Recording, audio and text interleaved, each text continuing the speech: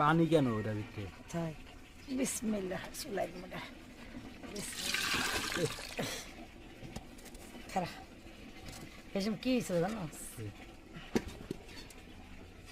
রান্নাটা শেষ, রান্না করাটা শেষ। এখন একটা অন্য একটা পাতিলে পুরো গরুর গোস্ত যে আজকের রেসিপিটা এটা ঢেলে নেওয়া হচ্ছে। দেখতে পাচ্ছেন প্রথমে যে ঝোলগুলো একটা পাতিলে ঢেলে নেওয়া হলো। এখন শুধু গরুর গোস্ত এবং আলুগুলো ঢেলে নিব। ঢেলে নিলেই আমাদের আজকের যে রান্নাটি সেটি সম্পূর্ণ তৈরি হয়ে যাবে। তৈরি হয়ে গেছে অলরেডি আর কি, আমরা শুধু অন্য একটি পাতিলে সার্ভ করে নিচ্ছি।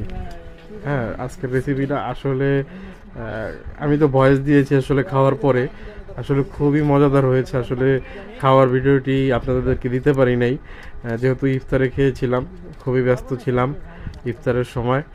আর খুবই মজাদার হয়েছিল, খুবই মজাদার। এই খাবারটি খেয়েছিলাম খিচুড়ির সাথে, ভুনা খিচুড়ির সাথে। খুবই টেস্টি হয়েছিল খাবারটি।